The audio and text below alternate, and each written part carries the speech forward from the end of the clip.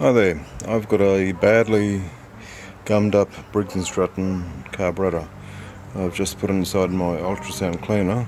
I've put hot water and some floor cleaner compound, which I actually use inside the house. I'll turn it on and just see what sort of reaction the machine.